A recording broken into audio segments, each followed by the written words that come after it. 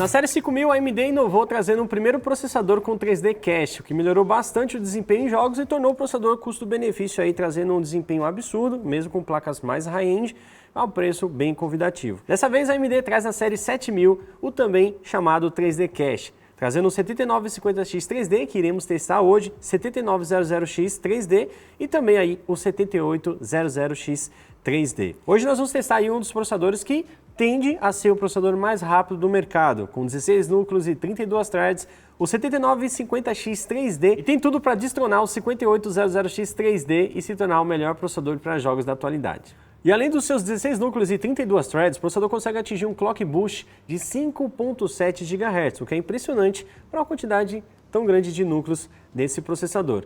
E ele, como eu falei, conta com 3D Cache, que nada mais é do que uma tecnologia de empilhamento do cache, o que possibilita com que a AMD possa colocar mais cache nesse processador e, consequentemente, tenha mais desempenho, principalmente em jogos. Então ele conta aí com um cache L3 de 128 MB, um cache L2 de 16 MB e um cache L1 de 1 MB. Para vocês terem noção, o cache L1, por exemplo, num tempo atrás, a gente via ali 16 KB, né, 24, 56, era pouquíssima coisa. Agora, com 1 MB realmente facilita muito, porque o processador usa essas memórias aí o tempo inteiro para fazer todas as operações, né, ficar calculando ali tudo que você está querendo abrir, fechar, etc.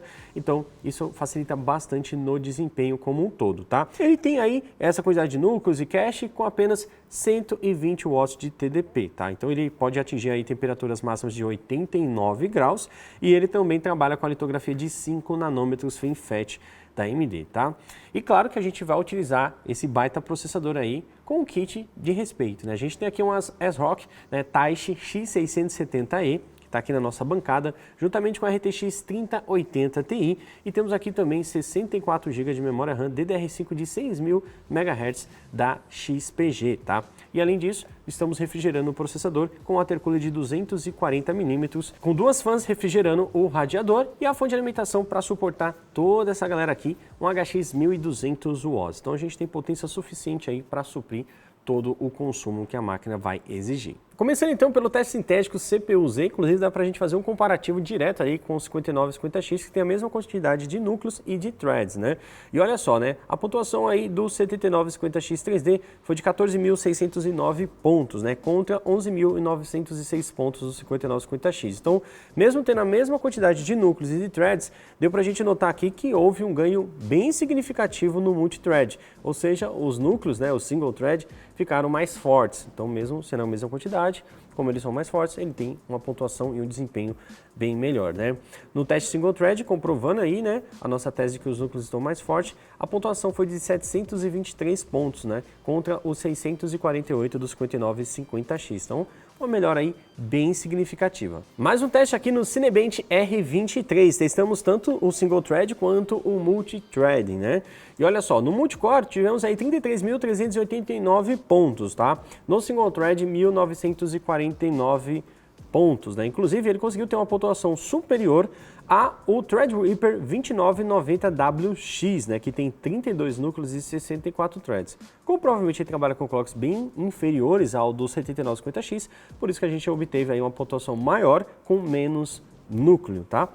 E olha só, no single thread a pontuação de 1.949 pontos realmente é muito alta, galera. Então isso aqui é bem importante, principalmente para jogos, e é o que nós vamos começar a ver agora como ele se saiu. A gente rodou o Assassin's Creed Valhalla no gráfico máximo, né? E mostrar para vocês aí que ele conseguiu rodar no gráfico máximo.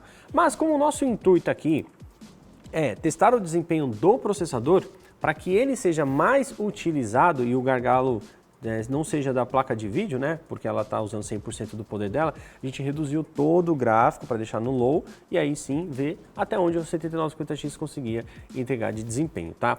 E olha só, no gráfico máximo a gente teve uma média aí, juntamente com a 3080 Ti, uma média de 141 FPS, tá? Nós rodamos isso daqui em Full HD, que já é uma resolução ali bacana para estressar bastante o processador, né? Mas para ele estressar um pouquinho mais, a gente reduziu isso, tá?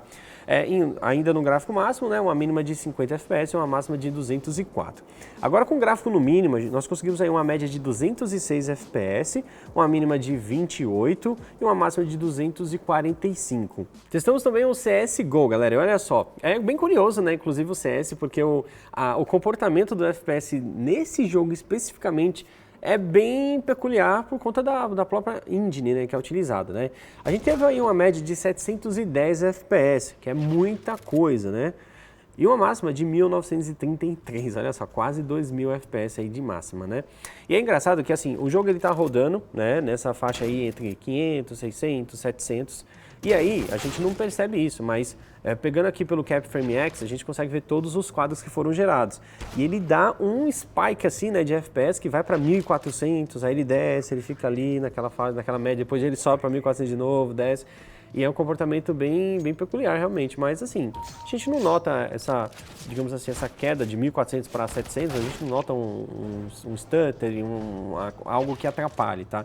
É mais o comportamento da engine, não necessariamente do processador, mas, cara, que desempenho maravilhoso, né? Realmente muito FPS. E vamos partir aqui também para o Hogwarts Legacy, né? Que já é um jogo aí recém-lançado, né? Teve algumas atualizações e ele já tem um comportamento um pouquinho diferente. Então a gente vê que cada engine realmente pode fazer o processador ou a placa de vídeo, né, trabalharem de uma forma aí bem diferente uma da outra, né? A gente teve aí uma média de 156.7 FPS, uma média sensacional. Para um jogo AAA é mais do que o suficiente, né? Eu costumo dizer que 60 FPS no AAA tá ótimo, offline ali e tal. Você vai jogar super confortável, tá? Mas para quem tem aquela telinha de 144 Hz, tá um FPS bem top, né? E aqui já ficou meio que progressivo, né? O FPS no começo da cena tava ali, né, beirando ali os 130, 125, 127 por aí, e ele foi subindo, né, batendo ali um teto de 160, caiu um pouquinho e depois subiu acima dos 170 FPS, tá? Mas mantendo aí uma média bem bacana. Realmente o processador mandando muito bem aí, mesmo sendo bastante exigido, né? Como eu falei para vocês, colocando o gráfico no mínimo. E é bom comentar que a gente fez o teste no mesmo local que a gente tem feito todos os testes de Hogwarts, que é saindo de Hogwarts, indo até Hogsmeade, dando um rolê lá em Hogsmeade. Passo pela cidade. Que é o trecho bem pesadinho, Sim. assim. Quando a gente fez a live eu notei, né, que esse trecho realmente tem uns NPCs e tal, aí dá uma variaçãozinha. Vamos aqui então já por um jogo aí um mundo um pouco mais aberto, muita velocidade de movimentação, porque o Homem-Aranha ele não consegue ficar parado, né, ele tem que estar o tempo todo ali correndo ou, como diria, swingando aí pelos prédios, né. Olha só, a gente teve aí uma média de 200 FPS, muita coisa mesmo, né? Uma máxima de 262, né? Aqui ele já mantém o FPS um pouco mais equilibrado, né? Sempre batendo... dá a impressão que o limite era 250 FPS, porque ele bateu algumas vezes em 250, né? E ele já ficou ali na média mais ou menos entre 200, né? 150, 200 FPS, mas teve um desempenho aí muito bom de fato, né? E Cyberpunk, senhoras e senhores, olha só, Cyberpunk a gente já teve uma média de 209 FPS, parando para analisar, 3080 Ti com 7950X 3D para Full HD, assim, tudo bem que estava no gráfico mínimo, mas, cara, já pode aumentar a resolução aí que tem poder de sobra, né? A gente teve aí, então, a média de 209 e uma máxima de 275 FPS. É curioso, né? Porque assim, se a gente falasse do Cyberpunk um ano atrás, essa média aí nunca seria. Né? Teve muita atualização. Essa tá com a versão mais atualizada, que é 1.61H, se eu não me engano. E assim, deu uma otimizada legal. Assim, não dá pra sentir tanto esse stuttering jogando, você não sente mais aqueles bugs, sei lá, de um cara surgindo do nada na sua frente. E tem o suporte ao DLSS 3 também. Sim, não foi usado, não né? Foi porque usado, não é exato. compatível com essa 3080 Ti. Sim. Mas tá bem legal, cara. E antes do nosso próximo teste, aproveita e já baixa o aplicativo do Kabum, onde você tem vantagens exclusivas. Lá você pode utilizar o cupom AppNinja, que te dá 10% de desconto em produtos selecionados. E além de você poder monitorar o seu pedido em tempo real, você também pode conferir outras ofertas que pintam por lá. Então não perca tempo e baixe já e bora pro próximo teste. Mais um AAA de respeito aí, Red Dead Redemption 2, galera. Olha só, a gente conseguiu rodar o game aí com a temperatura do processador beirando 69 graus, temperatura bem tranquila, tá? Levando em consideração a quantidade de núcleos, né, que ele possui, o clock que ele trabalha, né, que ali estava no caso chegando aos 5 GHz, e também a questão do 3D Cache, tá? Então realmente a temperatura ficou bem tranquila ali. E olha só, uso de CPU menos de 30%. Não, e é legal que ele ficou 20 graus abaixo Do que o 7950X. Não, do que a AMD recomenda. Ah, sim, Que era é o 89 graus, né? Ah, é bastante coisa mesmo. Então, realmente, é bem tranquilo aí. Pelo menos na nossa bancada aqui, rodou super de boa, né? Com a temperatura bem agradável. Isso é excelente, principalmente para trabalhar com clocks mais alto, evitar quedas de FPS por conta de frequência sendo reduzida para tentar compensar a temperatura. Então, ter uma temperatura boa do processador ajuda em muita coisa, tá? Ou seja, dá até para brincar com essas frequências aí, né? Jogar mais pra cima. Com certeza, que aí usa o PBO, né, aquelas tecnologias todas que tem. E aí a gente conseguiu uma média de 133 FPS, né, no Red Dead Redemption 2, uma máxima de 261 e uma mínima de 44 FPS. Também jogando com gráfico tudo no mínimo possível aí com a 3080 Ti, né, pra gente forçar o uso do 7950X 3D, tá? E o uso da GPU durante os nossos testes, pelo menos no Red Dead aqui, 95, 96%, bateu os picos de 100%, então o processador está conseguindo levar muito bem aí a placa. Uma coisa que eu falava que na geração passada deixou a desejar é que a AMD faltou colocar mais cache 3D em outros modelos, como o 5950X, 5900X. Ficou somente no 5800X 3D, mas dessa vez ela realmente mandou ver. Botou no 7950X 3D, 7900X 3D, 7800X 3D e quem sabe venha para o 7600X 3D, né? Vamos torcer para isso. E isso, galera, só traz benefícios principalmente para você que está buscando um processador com alto desempenho nos jogos, utilizando uma placa de vídeo de alto desempenho também, tá? Médio porte, alto desempenho, enfim. Para você que é o crazy dos FPS, que é o FPS no talo, realmente o modelo X3D ajuda demais por conta do alto cache que ele possui, né? O processador foi capaz de rodar com frequências altas, trabalhou com a placa de vídeo, né, com gráfico no low ali, empurrando tranquilamente, sem ela ser o nosso gargalo, vamos dizer assim, ela conseguiu mandar muito bem, tá?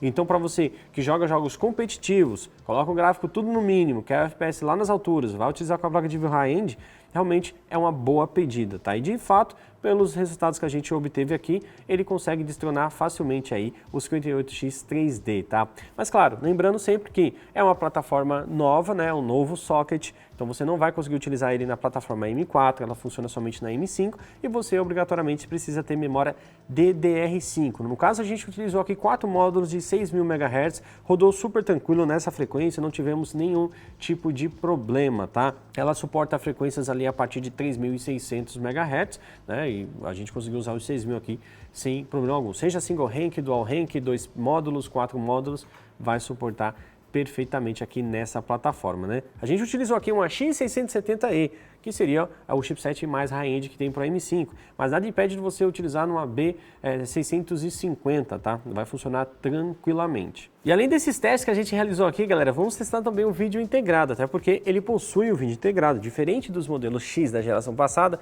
essa geração tem um vídeo integrado discreto e a gente vai testar ele, botar na prática e ver qual a capacidade que ele consegue entregar pra gente nos jogos, tá bom? Então, fica ligado aí no KABUM TV, aproveita, se inscreve, né, caso não seja inscrito, confere a inscrição também aí com o sininho ativado para você receber a notificação desse vídeo quando lançar, fechou?